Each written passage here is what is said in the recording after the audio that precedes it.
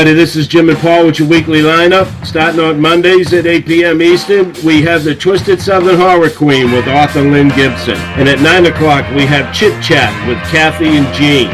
At 10 o'clock, we have Straight Talk with Matt Hazley. And on Tuesdays at 8 p.m., we have Cosmopolitans with Lauren. At 9 p.m., we have Talk Time with Val. And at 10 p.m., we have Rock Talk with Amy Shafalo. On Wednesdays at 8 p.m., we got Whiskey, Cars, and Cigars with your host, Johnny Blender. At 9 o'clock, we got Sports Insider with Glenn Spellman. At 10 o'clock, we got Get Your Swole On with Randy and Mike. And at 11 o'clock, we got Straight Talk with Matt Hazley.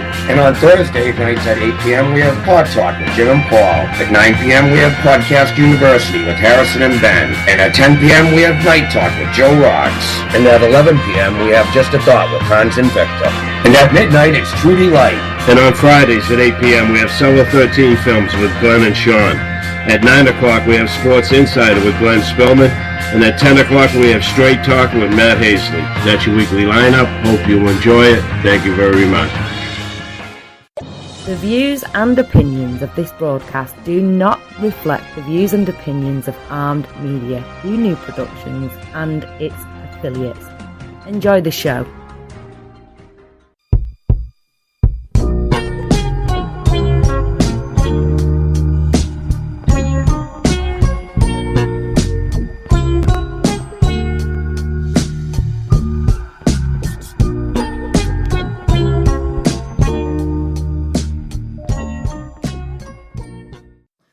Good evening, everyone, and I would like to welcome you to Thursday's episode at 9 o'clock on Arm Radio Boston of Podcast University. I'm sitting here, your host as always, Harrison Cohn, with my benevolent, caring partner, Ben Kaizel. What up, Benny? What's up, Harry? How's it going? Special episode today. First Twitter Live, is that what you call it? You know what? It's not only a special episode because we're on Twitter Live, but it's also a special episode because this is the first time that we're recording at your new apartment. And, Ben, I just want to say it looks gorgeous. Your new apartment is gorgeous. You didn't get me a housewarming gift, though. I didn't. And wait till about minute 30 of this episode, and it will be coming in. So, Ben, this weekend coming up is one of the biggest weekends of the year. But we both had big weekends last weekend. Big weekends every weekend. Yeah. Every weekend's a big weekend. Every weekend's a big weekend. So, Ben, I want you to tell me, Ben, you were in Los Angeles, right?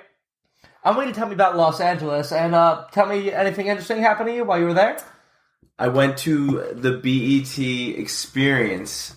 What BET? Black Entertainment Television Experience at the Staples Centers in LA with probably the two whitest kids I know. So we were definitely at a place. It was probably about 5% white guys, the rest. Everyone else was basically black and Spanish, so we were definitely at a place, but it was a great time, and we were really drunk, which probably made things more fun, and it was a dope time. So, while you were there at this black festival, was it called a Blestival, or? No. Not a Blestival? While you were there at this concert, who did you see while you were there? I know you saw Khalid, and we were talking about that. The headliner was Bryson Tiller. Oh, is he the one who goes, "Don't"? Yeah, okay. He sang that song. Okay. He was like, this Staples Center was like really laid back. I'm not sure if it was because it was like LA and everyone just like really relaxed in LA, or if it was because it was like almost like a festival and everyone was there to see different people.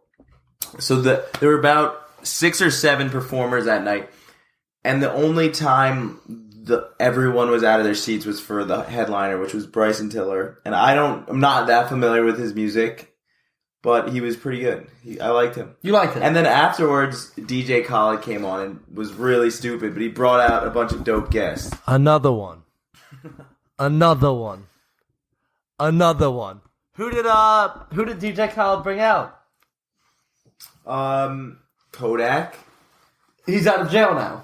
Was it Kodak? Kodak Black? Yeah, and then someone... Kind of looks like a Rugrat. He's got a lot of things around his head. Some ghetto rappers. I'm trying to think. Kodak, someone else really popular. Fuck. We ended up leaving early because I got really cranky and I was drunk and I was tired. and DJ Khaled was a pretty stupid, and none of us really liked that part of the performance that much, so we decided to dip. Okay, so you were telling me at this LA festival you were pretty drunk, and what we're going to do right here is we're going to talk about both of our drinking habits last weekend and try to transition them into drinking habits this weekend for July 4th. All right. So, from what I heard and from what your Snapchat story really told all of your Snapchat friends is you were kind of on a margarita bender. Definitely. So- exactly how I describe it. Tell me about that margarita bender that you were on while you were in Los Angeles. We kind of just we decided that we wanted to make some type of cocktail, drink, whatever, and we were just like walking through the supermarket, and we decided on margaritas because the mix looked really good, and then we found out it had 12% alcohol, and it was a giant thing, not a bad price, so we're gonna do that, and so we got the margarita mix, and then we got shitty tequila, El Jimador. Shout out to El Jimador, one of our sponsors.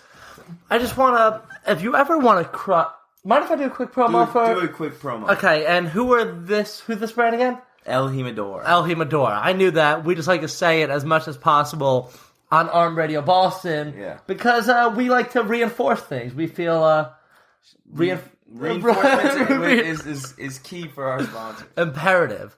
So, if you're ever nervous about if you should drink tequila in front of girls, go for El Jimador first. Because if you cry from El Jimador, you know you got issues. It's cheap tequila, it's cheap stuff. And Ben, would you suggest, and that was probably the worst promo I've ever had.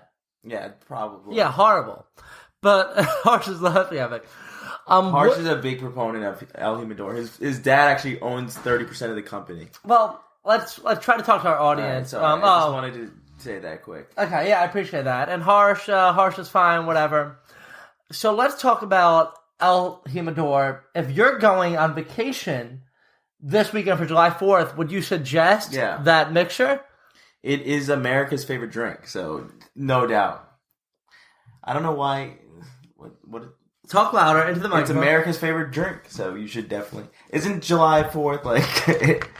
It's an important American holiday. July 4th. So, you know what? For everyone who's listening right now, and Ben actually doesn't know what July 4th is, but July 4th, 1776, was when the Declaration of Independence was signed and sent to the King of Britain. And it was kind of like, let me relate this to our Jewish audience, right? So when Moses goes up to Pharaoh, he goes, "Let my people go."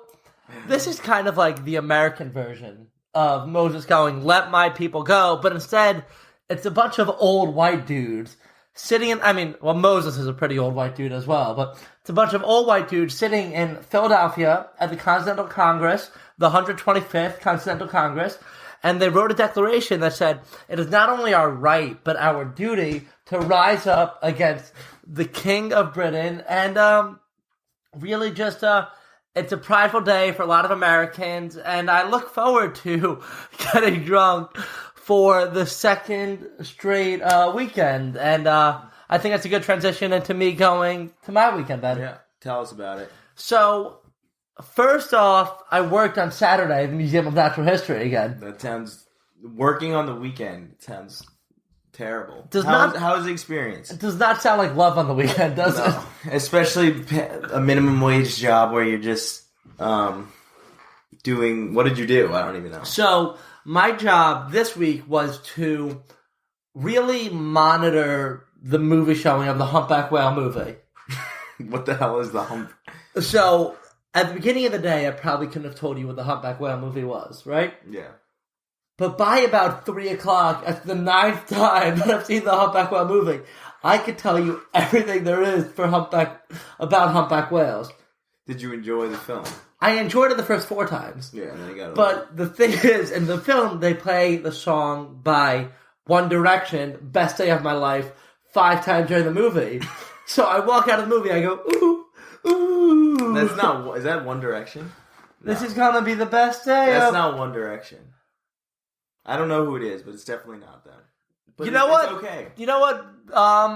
if someone who's watching right now would like to fact check us, tell me if Best Day of My Life is One Direction. I'm pretty positive it is. Where are those hearts going out? Well, so just Ben, let's make sure we're clear again. So for everyone who's listening on the radio tomorrow night, tonight at Thursday, we right now are using Twitter Periscope because at Podcast Uni, and we just really want to connect with our listeners, and We're trying something new. Yeah, we Seeing want how it works out. Yeah, I mean, we want you guys So to see far, how we have a ton of people watching, so we're ecstatic about that. we kind of want you guys to see how facey we are and just what we look like. But back to what we were talking about. I worked on Friday, saw the movie. That was a lot of fun, and then our buddy Ross came in, gave him a quick tour of the facility, which was fun. Took him around, and I had a big issue with giving Ross a tour. Why? First off, love Ross. Great guy, and he brought his friends, all great guys. But we walked in through security, not one person stopped them. 3 of them had backpacks. I had a bag. I didn't give them tickets, and, like, what if someone wanted to steal What do you mean? a T-Rex? You didn't give them tickets. Like, so I said, come to the back entrance, and I'll sneak you in. But I kind of just said, just walk with confidence, and you'll get in. Yeah. Not one person checked them, Ben. They could have been carrying, and if anyone's listening to this, I'm, hopefully the Museum of Natural History doesn't hear that I snuck over 6 people into the museum, but Yeah, you'd be screwed. yeah, You would lose your temp job. I would- All temp jobs. it would be less temporary and more finished. More what? It wouldn't be happening Yeah, anymore. just done. So, not one person stopped them in security, and then we walked into an exhibit for free, and I was just saying, like, that's the kind of thing, and I want to ask this question, like, do you get annoyed when there's too much security at airports? Or I feel like when there's a lot of security At at airports? well, just anywhere. I feel like security makes me feel safe, and with no security, I don't feel safe, and I felt like Ross could have just shot up the whole place. I mean, at the museum, I wouldn't really care about the security as much, but obviously when we're talking about an airport, I want there to be security. But you see where I'm coming from. Yeah, no, With I the do. fact that there was no security at all. How did that feel as the place? That's where you work. That's your Well, that's your place. So, that's a great question, man. I actually took up my pen, and I grabbed my pen. I grabbed my pen with both You arms. should have been doing security. And Ben, I was standing, and I was walking like this. If any of our Twitter listeners see it, I was walking with my pen right here, Ben. And I said, anyone comes here dangerous, pa-pow, pa-pow. And yeah, I was ready to open a can up on someone. Let's end this Twitter feed. Do you know what the can's full of? No. Can full of whoop ass. End this Twitter feed. Well, Ben, let's not talk about the Twitter feed because we're on air, but we actually aren't going to look at you guys anymore, but you guys are more than welcome to listen to anything we have to say. Fine. All right. So, talking about July 4th, Ben, what are you thinking about July 4th? What's going on? What's your mindset approaching the big weekend? I have absolutely no plans. So far, it's shaping up to be a very disappointing weekend for me. Yeah, do you want to tell us about your weekend for July 4th, what you're planning? I just said I have no plans. It seems like I'm going to be looking forward to it on like a Friday or whatever. And you're going to get home. It's going to be, and I'm going to be like, what am I doing? But you have an exciting weekend. So I have a great weekend, but I want to talk to you about what my commitment I just made this week. Yeah, you were just telling me about it. Tell all of our viewers. Listeners around the globe, from Indonesia to Qatar, from California to Qatar. Qatar's our spot. Yeah, shout out Qatar. Yeah. I am fully committing to the dad bod look. Now, Ben, you're probably thinking, Harrison, you're a great athlete, you're super handsome, and you're only 20 years old. Why commit to the dad bod? Ben, here's what I'm going to tell you. I don't care about working out anymore. Did you ever? I don't think you ever cared. No. First of all, you never cared. Have you ever worked out like 3 consecutive days in your life? Yes. Wow. And that's when I was in good shape. And now I just decided I'm just going to commit to the dad bod and just rock out with my stomach out. See what you did there. Yeah. Clever. Thank you. So I'm just going to drink a lot of Teddies. And Teddies, you know what I'm talking about when I say Teddies? No, I have no idea. So when I say Teddies, Ben, I'm talking about famous linebacker, one of Boston's own, Teddy Bruschi of the New England Patriots. And when I say I want to have some Teddies, I'm saying I want to have some Brewskis. Brewskis equivalent to beer. Ben, I'm going to be drinking beer, and it's going to be a great weekend. I'm really excited. Tell them about the purchase you just did. Was that today or yesterday? It's not my role to talk about how much money my dad spent on alcohol. You didn't have to say that. You could just. You could have said you bought it. I could have, but you know what? We don't lie to our listeners on air. We don't lie to our listeners on air. So, Ben, with the end of May and June coming up, something really depressing is coming for us. Yeah, the end of our famous playlist. We're gonna have to delete it in less than a week now. Ben, I'm gonna go scroll through. Ben, we worked so hard on that playlist on our 7-hour drive back from Boston after going to Celtics Wizards Game 5. Game 5. And I just want to know, what was your favorite song on that playlist, and what song are you gonna miss the most? Because just so we're clear, Ben, you can never listen to that song again until next May. Well, I'm the one that's definitely the most popular. Or Sex With Me by Rihanna. Okay. I'm going to go with that. That's the song I'm going to miss the most. I'm not going to hear it for a year. How did that song go again? I don't know. Should I play it? Let me play Well, I it. was kind of hoping you would sing it. No. All right, Ben, let's hear Sex With Me by Rihanna.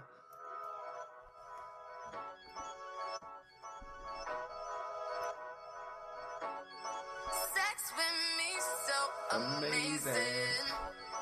All this all work, no vacation. Stay up off my Instagram, your temptation. Hit a switch on a fake nigga like a station. All right, we're back on vacation. So I just want to let everyone know, and I was very, very distracted by the Twitter I Twitter live. I'm going to say we're never going to do that again. Maybe for short stints, but that's going to be a no. I kind of hated that. I hated that. That may have been our worst 15 minutes of radio we've ever had. Easily. I was so seeing myself. That's the thing I didn't like. I think if we were live and you could see me and I couldn't see myself, I'd be totally fine with that. Ben, I was so uncomfortable. I'm so happy we ended that.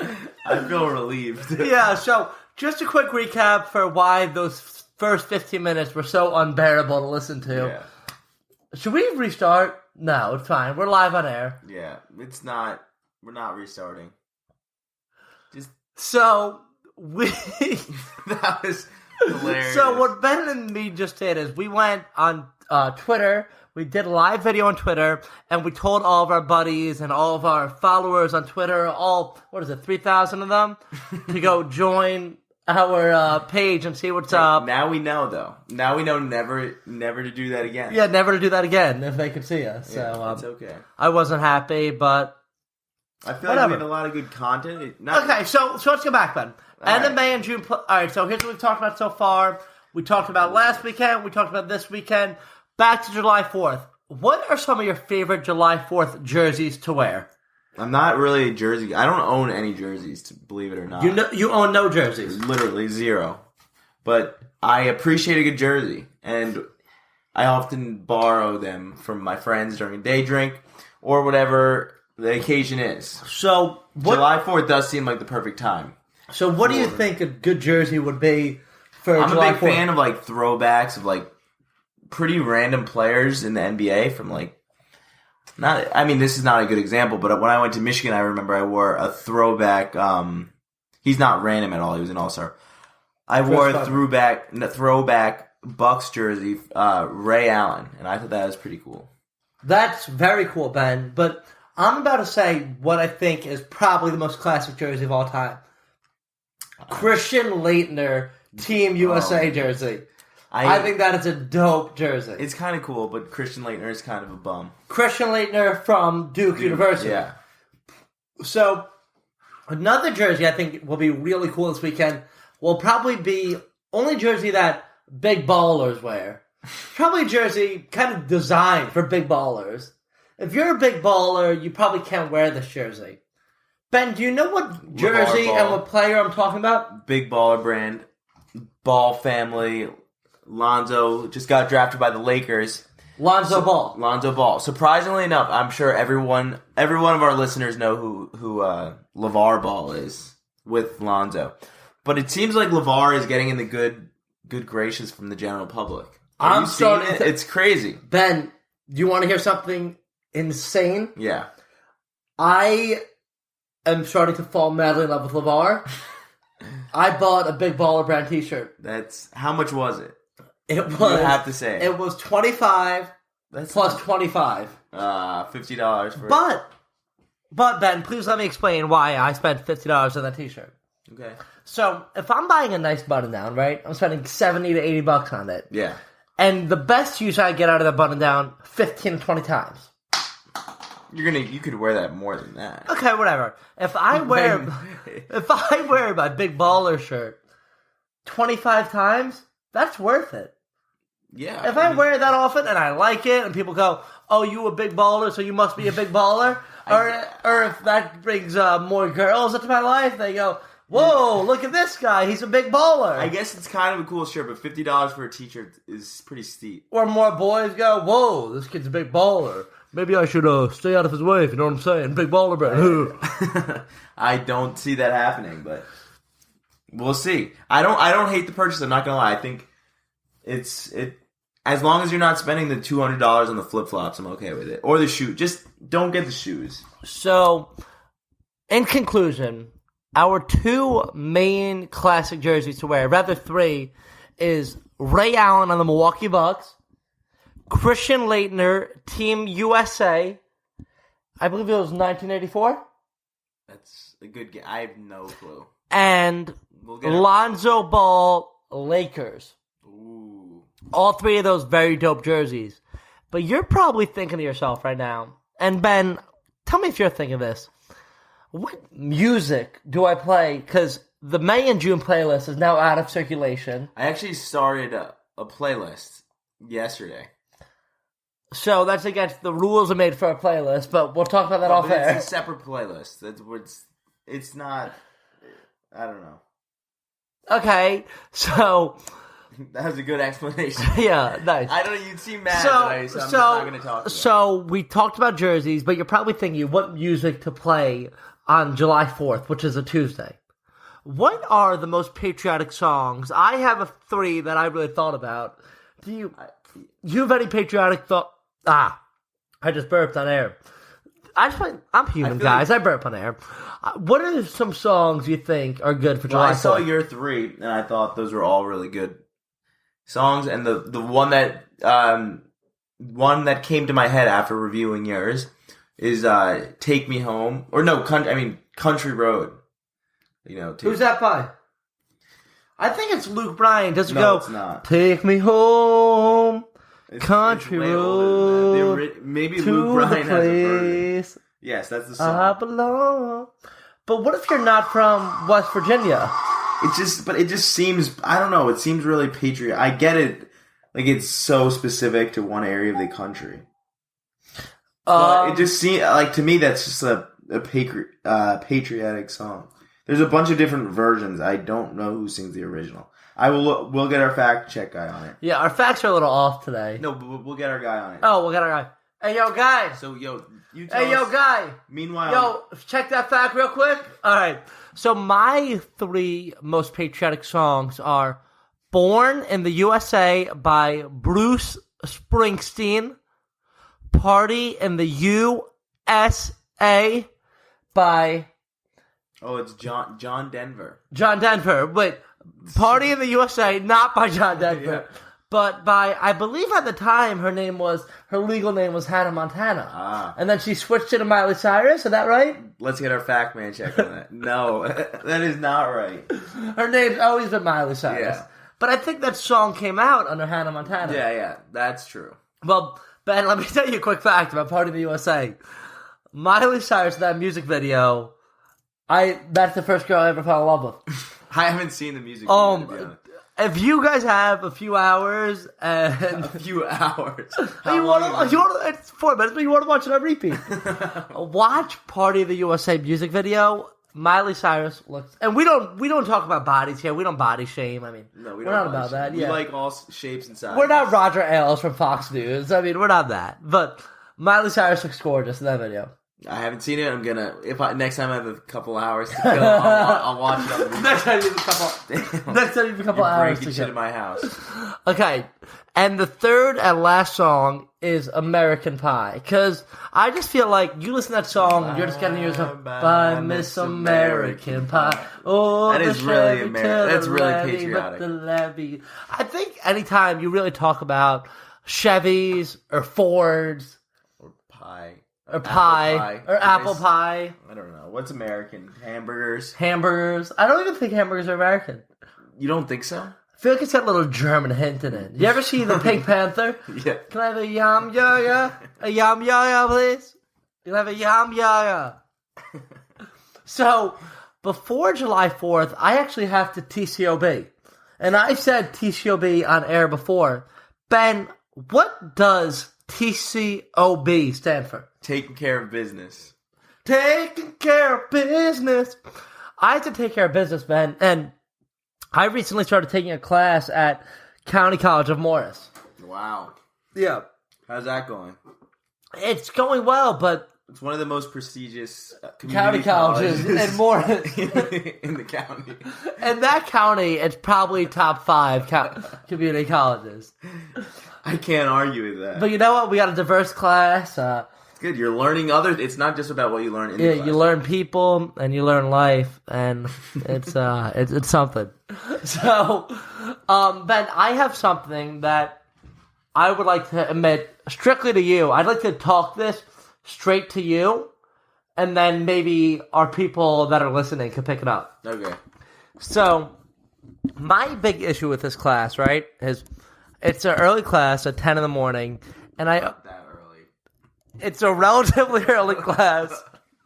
It's a relatively early class at 10 in the morning, and I always get my coffee before the class. Okay. And I'm sitting in class, and I enjoy my coffee, and about 40 minutes in, I finish my coffee. Okay. So, I don't know if you know this about coffee, Ben, but coffee sometimes gives you the... Alright. That was my sound effect for pooping. Wow. So, Ben, about 40 minutes into class, I start shimmying around in my seat. I start getting a little antsy. Okay. But I don't want to... I try You to... answer because you had to poop? So, I try to hold something in as long as possible. Yeah. And you don't want to be that guy, especially in the first week of class, to fart in class. Maybe the third week in class, you could start farting. I mean, it's always a little uncomfortable, especially when you don't know anyone, and it's just a weird. It's definitely a weird first impression if you're just ripping ass in class. If you're just that guy I've who... done it actually before. I've actually in high school I had one of the smelliest farts ever, but I had a bunch of friends in the class, so I owned up to it, and everyone. We were doing like group work, and the teacher loved me, and she was like funny as hell. We got along really well, and everyone in the class dispersed, and I was just in the middle, like just there, I was just cracking up, and everyone was like, my close friends were laughing. It was funny, but I wouldn't recommend doing it on the first day of class. That's for sure. Are you talking about the smelly fart of 2013? Yeah, Because that was all over the country. all over. It was national news. That was national news. I mean, I heard Anderson Cooper said he almost died after smelling it. Shout out to Ms. Zittimer and that class. Yeah. Whatever class. Whatever class was. But, so Ben, each day, and you never want to spend too long. I mean, you never want to rush a poop. That's rule number 1. Can you preach that for me real quick? Never rush a poop. Never want to rush a poop. It's not pleasant. And this is what we call duty talk. Not just because it's Dirty talk. It's our new segment. You guys have any questions, leave us a voicemail. But we call it duty talk for no reason. I mean, for 2 reasons. For no reason. For 2 reasons. For 2 It's reasons. about duty. Not just because it's about duty, but also because we're working while we're doing it. So we're working, doing our duty of a job, and we're making duties. Yeah. And so, Ben, my big conundrum is when I release my feces, it's about a 10 to 12 minute excrement. Is it worth going to the bathroom for 10 to 12 minutes, or should I just drop the class? Because when I walk back into class, everyone knows I Don't. That's okay. If they know you took a poop, who cares? You should own the fact that you pooped. But that doesn't. They don't necessarily even know. You could just be walking around. should I be walking around with toilet paper in the back of my pants coming out from that one? Obviously, you don't have like shit on your shorts or something, but that's a silly reason to be self-conscious. So you're not mad at me about it. I'm pissed at you. I'm pissed that you were. I'm pissed that I brought it up. Yeah. All right. Well, thank you for allowing me to get that off my chest. We talked about coffee, whatever. Let's talk. I said we were going to do a big NBA segment today, and for the last 30 minutes, I'd like to talk basketball. All right, I'm pumped. So let's get ready to talk basketball. Man, we are not that good on air today. No, we're not. I may want to re-record tomorrow. No. We're thinking about it. We'll see. This is not our best episode. So we can just. So, we talked about basketball, and recently on Tuesday, there were the NBA Awards. Yeah. Did you watch the NBA Awards? I watched some of it. I watched towards the end when they were giving out the MVP. I saw, what's his name's award? The Craig Sager Award. Monty Williams? Yes. Very beautiful. I saw that. Yeah, that was good. That was cool. And I think that's about all I saw. I saw the very tail end of it. You don't love it. I thought it was okay. I mean, I didn't see most of it. Where I've heard about some of the performances. Yeah, I've heard mixed reviews about it. Some people liked it. Some people didn't like it. So I started watching it right when it tipped off at 9 p.m. on TNT Turner Network. Yeah. And I watched it, and I love Drizzy Drake. I'm a big Drake guy. I've talked about that in our show before. Yeah, I'm a big Drake guy as well. Yeah, I love Drake. And Drake was funny, but I don't need 3 hours of watching awards. And also, you could tell who won by already being there. That's what I heard. So Some of the suspense was taken away. yeah, so when they were doing the most improved player, and only one of the three candidates showed up, you could tell who won. Who was it? It was Giannis. No. Giannis didn't even win. No, Giannis won, but he wasn't even He there. wasn't even there. I'm saying Rookie of the Year. It was Malcolm Brogdon, Dario Saric, and Joel Embiid. And Embiid wasn't there. But And Embiid or Saric wasn't there. No, Sarge was there, I think. I don't think he was there. I heard Embiid was the only one who wasn't there. Whatever. And then Okay. and then for the MVP with Westbrook and Harden, Yeah, but when 9 of Westbrook's teammates showed up Yeah, and 0 of but- Harden showed up, I think we knew. Yeah, and I think maybe. when Popovich didn't show up, we knew he didn't win Coach of the Year. Yeah. But that's something Pop wouldn't show up to even if he won. But no, I agree. I definitely agree, and I've heard that. You could kind of tell who won the award based on who was in attendance, which isn't great for the suspense factor. And then also, I think it was annoying because we all saw in the postseason that LeBron is the best player in the league, by far. Yeah, he's the best. And it's hard, like, watching that. We're like, all right, Russell's good in the regular season, but he got stomped out in the first round of the playoffs, and he was horrible. But there's so many factors, and the MVP is a regular season award. I know that's what I'm saying. I think it should be handed out. And I think it's cool when they could watch it, like, when you could accept it in front of your home crowd. Like, they can... Yeah, but like Westbrook, they usually do it after the first round of the playoffs. So Westbrook would have accepted it, but they would have been knocked out already. No, they do it when they think the teams are going to be playing. Oh. So if they knew that the Thunder sucked and that Westbrook was going to shoot 20% in the first round of the playoffs and turn the ball over 10 times a game, they would have gotten it like before Game 3 or something. Oh, okay. I didn't know that, but I feel like with the MVP, usually this is like Harry mentioned, this was the first award show the NBA has ever done. In the past, they've just done it after the first round or whatever, like we just said. And by that time, people are just focused on the playoffs, that it's really not such a big deal. So I don't think the NBA award show is such a bad idea, but they don't have to wait so long after the playoffs either, after the finals. I don't think it was that. I don't think the awards is ever like such a huge deal. Like, it's a big deal who wins, but it's like not. It's not necessarily the biggest moment. I can't. You know what I'm saying? I mean, I think also if you want to do it again, you need to have the superstars show up. Yeah. If you're having an award show and you don't have LeBron, You don't have LeBron. Steph, Yeah. KD, yeah, Kawhi. No, I you don't agree. have probably the top 4 players in NBA. Yeah. LeBron, Steph, KD, and Kawhi. I mean, they weren't nominated for any of. Kawhi was. He was for MVP and Defensive Player of the Year. Yeah. Even if those guys aren't in the MVP discussion or whatever, they should.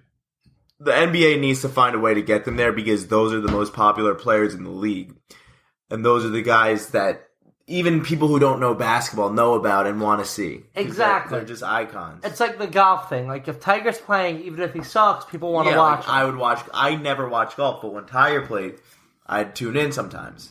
Yeah, I mean, it's the NBA's got an issue. They got to try to figure this out, but I think it was okay. I think it's only going to get better though, and I think they should continue doing it. but like I think the MVP speech should be a 20-minute speech. You know what I'm saying? I think they should have the right to.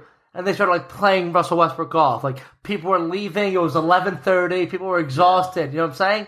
But like, usually the MVPs handed out at like 4 p.m. Yeah, so you have 15 minutes to talk. One thing that I've heard, and I've watched some of it, like some of the highlights, they could have gone away without some of the performances. Like, it seemed like they had extra shit that didn't necessarily need to be there, or they could have definitely sped up the process and made it more enjoyable to watch. But I don't think it was as bad as some people expected. Well, what did you think of? Did you see the Nicki Minaj performance? I saw Harden's reaction. He was very impressed. Well, speaking of Harden's reaction, what do you think his reaction was today when the Houston Rockets agreed to a trade with yesterday? Yeah. It happened yesterday. We have an inside scoop. We're boys with Adrian Wojnarowski. Yeah. What do you think happened yesterday when James Harden found out that his hometown pumped. Houston Rockets traded for Chris Paul with the Los Angeles Clippers? Our boy Woj let us know that Paul and Harden were motivated, I think is the word he used, to join forces and play on the same team. So I think Harden was thrilled, and I think Chris Paul was thrilled, and I think the whole Rockets organization should be happy, because they have got themselves a great player, and they're just going to be a lot better. Yeah, I think Chris Paul is an absolute superstar. I think he's a superstar. I think he's a great guy, and I really like Chris Paul, and I like how much he wants to win. Yeah. But a lot of the issues that people are having with this trade is, can Chris Paul and James Harden, two dominant ball handlers and guys who really need the ball every second of the game, can they coexist on a winning team? I definitely think so, because if you think about it, throughout their careers, mainly Chris Paul, guys have never created shots for them because they haven't had the players around them. Chris Paul and James Harden are both great spot-up shooters. They about 40% catch-and-shoot guys. So Harden this year played with no one who could create. Who their best creator was probably Eric Gordon, but he's known for just shooting outside threes. They had no one who could just get by their guy, draw, help, kick out. But now they have each other, and they're going to get many more open threes. And like I mentioned earlier, they're capable shooters. So I think it's actually going to work out pretty well. They're still not Warriors level. There's rumors that they're recruiting other stars like Paul George. So if they get him, I honestly think they could compete with the Warriors. Yeah, I mean, I think that team is just going to be a handful to deal with, because you probably have the second and third best passer in the NBA. Yeah, I who's think the best? LeBron. Probably. I think LeBron's the best passer in the league. Yeah, maybe. It's debatable, but yeah, you could say that. Okay. I probably agree. So I'd probably have Chris Paul 2, Harden 3, maybe Rubio 4. I think Rubio's a great passer. I think he's got great court vision. Yeah, he's a great passer. But I think you have both those guys just creating for other people. Mm-hmm. They're just going to draw so much attention to themselves that you used to be able, when you were playing Harden and Patrick Beverley, you used to be able to double team Harden. Because Patrick Beverley's not going to take you one-on-one. Right. And when you're playing Paul and Redick, you were able to double Paul because Redick's not going to play you one-on-one. Yeah. Both Redick and Beverley were What, spot-up shooters. Not necessarily. They're not double teaming, but the thing is, when Redick has the ball, guys aren't going to be denying. Baseline. I mean, they're going to be denying Chris Paul because they know Redick's not going to get by their man, and they don't need to help. They're not going to be double teaming, but they're not going to help off Harden and Chris Paul. So Chris Paul and Harden have never got these open looks that they're about to get. Yeah, I mean, they're gonna be able to go with guys one-on-one all the time because the other guy is such a good player. They're good 3-point shooters. So they'll have more room to create. Yeah, I was more saying also, but another facet I think is gonna be huge is that ball is gonna move around like a string on that team. Yeah, Because you're just gonna have the two of them playing at the top of the perimeter, drawing fouls and making passes to just create open shots for probably the NBA's best 3-point shooting team. Yeah, and D'Antoni is a great offensive mind, and also a thing that D'Antoni does that Doc Rivers doesn't do is he staggers the minutes. So Chris Paul and James Harden will also have about 8 to 10 minutes without one another. So they're gonna have the ball in their hands a lot still. Yeah, I think it's got to be like the thing that I didn't think Scott Brooks did enough. Like, there should never be a possession where Durant or Westbrook wasn't on the floor. Yeah. I mean, and I think... And D'Antoni does that. He has one of the stars in at all time. Yeah, and I That's his think style. they're probably... I mean, the Clippers were great when Chris Paul played, and the Rockets were good. So I think there's going to be very little downtime, because I think Chris Paul and Harden elevate players to another level, and I think that team's just going to be coming at you for 48 straight minutes. They're going to be scoring a ton of points.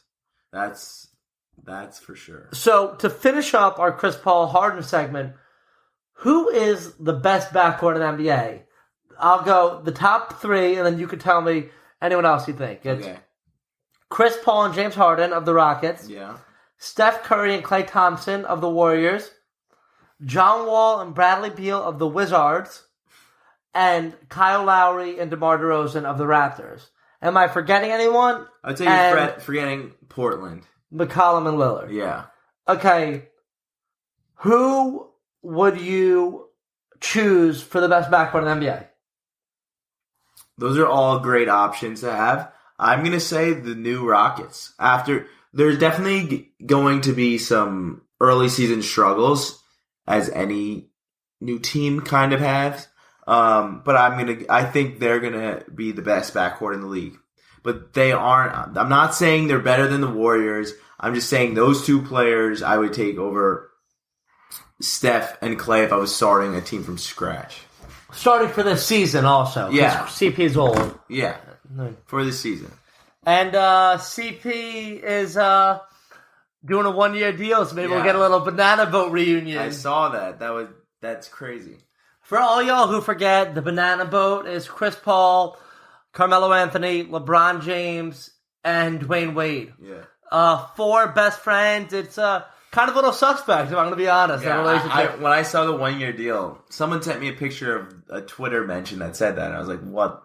That's crazy. I thought it would kind of be like a sign and trade. He would sign for a few years, but it's definitely really intriguing to see what's going to happen next year. You know, it would be real cool if they go to LA with like Lonzo, and it's just Lonzo, Chris Paul, Dwayne Wade, LeBron, and Melo, and Just LeBron in LA would be really cool to see. The Lakers are just such a historic franchise, and I kind of want to see it. I'm not gonna lie. Yeah, I'd love LeBron in New York, Brooklyn, or LA. Yeah, Brooklyn is not. Brooklyn would probably be pretty cool for him. He'd probably love Brooklyn. You know, drink a lot. I heard he loves trendy coffee places. So yeah, trendy coffee places and wheatgrass shots. Yeah, exactly. But let's talk about our free agent predictions, okay? All right. And we're going to talk about all these guys, where we think they're going to end up, and how we think they're going to end up there, if it's a long-term deal, if it's a 1-year deal, whatever, all that shit. So, you brought them up before.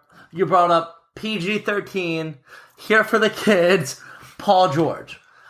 Paul George is on a 1-year deal. Next year he still has another year. Then he's a free agent. Yeah. But he's told the Pacers already that he doesn't want to return to Indiana. Yeah, he said that. Do you think the Pacers are going to trade him? Yeah, I think that's inevitable. I think he's definitely going to be traded because it makes no sense for him not to be traded. The Pacers need to get some type of value for him, and I think they can still get decent value, although they don't have any leverage. But obviously, the Lakers have been rumored with him for a while, and it's out that he wants to sign with the Lakers next year. But a team like the Cavs are willing to make a trade now, and the Lakers aren't going to want to risk him liking Cleveland just because they're so good, not because the city sucks, but just because they have LeBron and Kyrie and they could be really freaking good. So I think the Lakers will end up getting him and giving them a decent deal. They have a few good young players, maybe some draft picks. I don't know. So I see that happening, and I see the Pacers getting decent value for Paul George. Yeah, I think Paul George, it's kind of a weird situation that the Lakers are in, right? Because say Paul George goes to Houston or Cleveland or even San Antonio. One thing, where do you hope he goes? Just answer that. I want him to go to Cleveland because I think the only team that could beat the Warriors is a team that LeBron is on. I kind of want to see him go to Houston. Okay. Just shake up the NBA. But continue. Well, yeah, with let what me you're finish saying. and we'll go back to Houston for a minute. I think that the Lakers realize if he goes there, he's never had a real winning culture. I mean, the Pacers had 1 year where they're the 1 seed. Two years where they were very good. Yeah, but he never really had a chance to make the NBA Finals. He's been living in LeBron's world all these years. So I think either he goes out west and he plays out west or he goes to LeBron. Because wherever he goes, unless Gordon Hayward and Blake Griffin join him in Boston, they're not beating Cleveland next year. No. They need 3 superstars to compete with Cleveland. But I don't see, even with Hayward and George, I don't see Celtics winning. Exactly, because Crazy. Kyrie's still But insane. I really think... But you want him to go to Houston. Tell me yeah. why. I just think that team can be really freaking good. Like I mentioned earlier, Harden and Chris Paul have never really played with another playmaker. I mean, Harden did a little bit when he was on OKC, but as it's been well documented that the Thunder were so stagnant and just our isolation team. But I think No, they weren't. I don't think he was the issue when he was on the bench there. no, I'm just saying they played isolation ball. People weren't really creating shots for him, and now he has Chris Paul who's going to be creating shots for him. And I think that offense is going to be so spread out. And I also think, and Paul George is just an unbelievable player, and that offense is unstoppable. And they need a guy, if they want to contend, they need a guy like Paul George who actually plays defense. They don't really play defense over there in Houston. It's not, Mike D'Antoni doesn't really care about it. But Paul George is just a guy that can guard, that can contain LeBron. No one can guard LeBron, but he's a guy that has the tools to do it. And not only guard LeBron, he could also guard KD. Yeah, right. And he could go shot for shot with almost about any player. Paul George is a really fucking good. This year, it seemed like he didn't really try that hard in the regular season, but once he got to the playoffs, he went off. And towards the end of the year, when they were in that playoff race, so when the guy is locked in, I would say like his focus is there. He's a top 10 guy in the league. So it will be really interesting to see where he goes. It will change the balance of the NBA.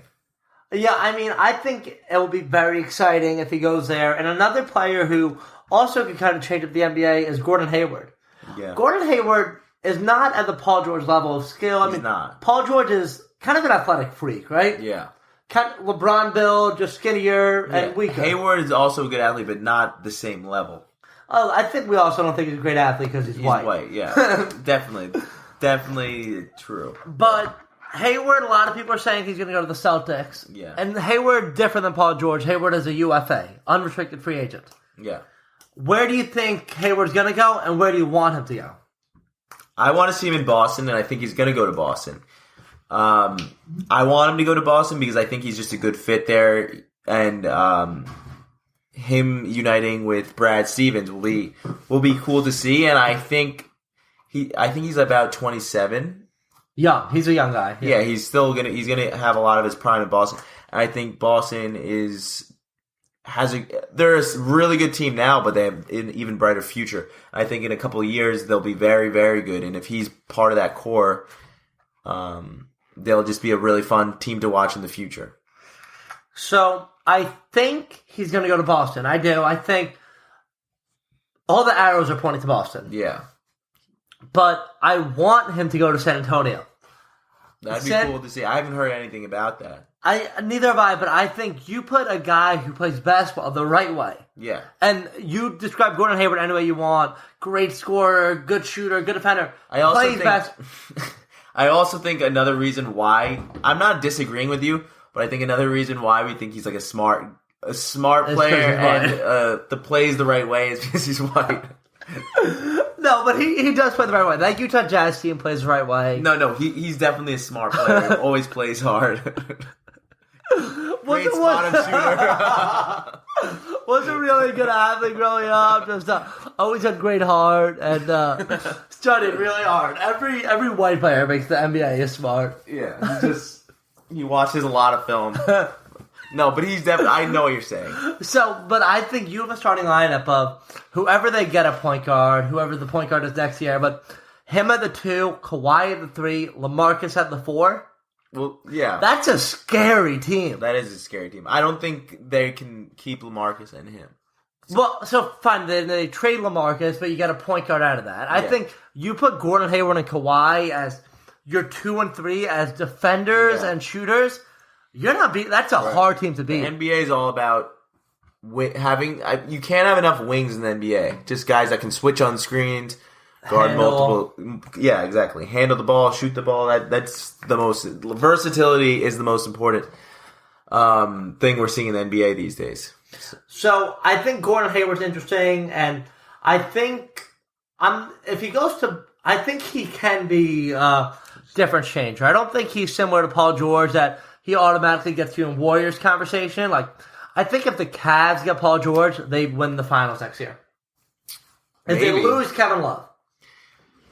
I wouldn't say definitely, but they would have a much better chance, and I wouldn't be surprised. Well, people were saying that Tristan Thompson can be moved to the Pacers for Paul George instead of Kevin Love. That's what they should be trying to do. Kevin Love is not Love's very good. He had an unbelievable season. Yeah. He was good in the playoffs. I mean, he had a couple bad games. But, he 3 games in the finals where he scored less than 10 points. Yeah, but I mean, it's a really tough matchup. But he's still a great player, and just his outside, just him being a threat from the outside opens the floor up for guys like Kyrie and LeBron who rely so much on the one-on-one game.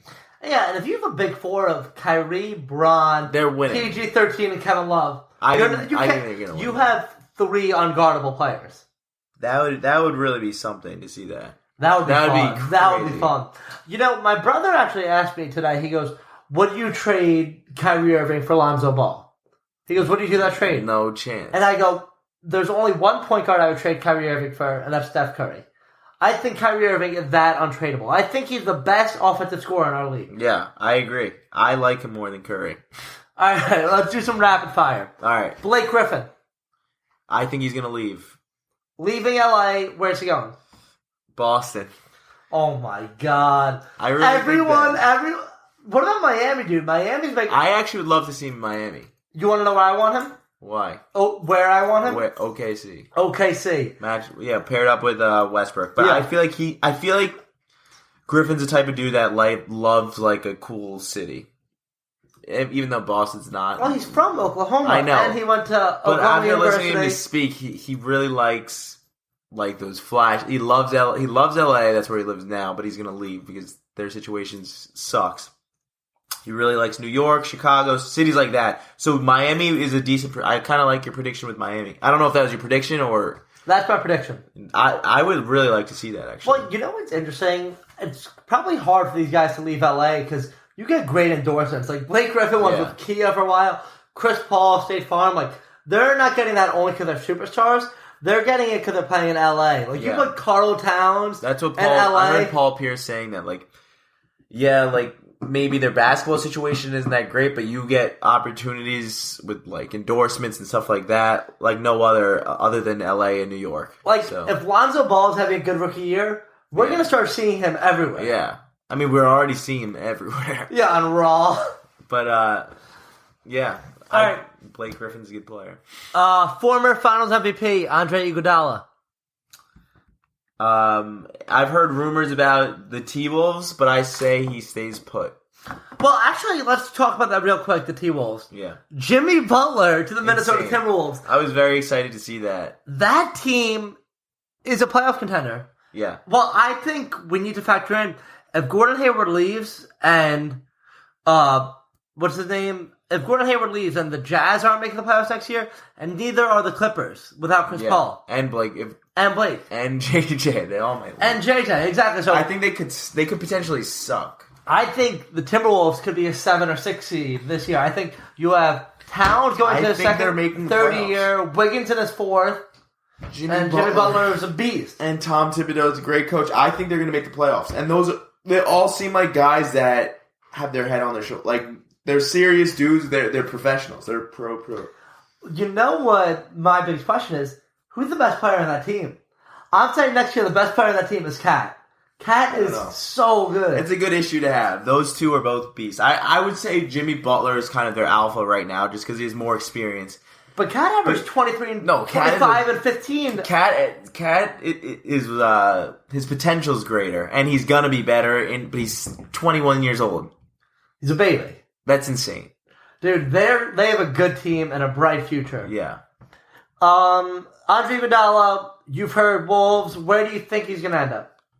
I feel like he's gonna stay with Golden State. It seems like they have just such a good culture over there, and guys are just so happy to be. They're just happy to be a part of that squad, and I just don't see him leaving. Agreed on that. JJ Redick? Leaving. I don't. Leaving. He's gonna go Philadelphia, I think. Philly, or I heard your Nets in the run. I don't want him. I talked to Sean Marks. I don't want him. It does. I mean, the Nets can really sign anyone. They're just looking to get. Well, I mean, what I mean by that is, like, it doesn't really matter who they sign. So, who I really want as a Nets fan, I want Otto Porter Jr. He's 23 years old. He's restricted. I think we just throw the bank on him. We offer him one of the biggest contracts for a guy with his numbers, but he can develop. I think you have a number 3 pick in Otto Porter Jr., a number 2 pick in deloading. You got a team growing up. That'd be interesting. Kyle Lowry and Drew Holiday. I think one of them could be a Spur. You do? I think Drew Holiday is going to stay because he can make the most money with the Pelicans, and that's what I've been hearing. Kyle Lowry is like really up in the air. I feel like it just like there hasn't been much talk about it. Yeah, I really don't know what's going to happen with him. I mean, he's a really good player. He sucks. He falls apart during the playoffs. I think he gets a little bit anxious, but I really don't know. I kind of want him to leave though, just because. Well, that I feel like team kind of falls apart if he leaves as well, in my opinion. Yeah, I mean, they'll still be good though. They'll just ride. DeMar. He was hurt this year, and they were really similar in their production level. Corey Joseph said, Corey Joseph was fine. He maybe could make the jump. Yep. I don't think Toronto would be as bad as people would think. So the next time we talk to you, a lot of these guys are probably going to sign with free agency this Saturday. Saturday? Yeah. And a lot of these guys sign early. That's just how it works. Yeah. But we want to apologize again. The first 15 minutes of this episode, we're kind of off our game. I was so rattled. But it was a learning experience. It's not the end of the world. Yeah. Energy and persistence conquer all things. Benjamin Franklin. Thank you very much, guys. We're out. Peace.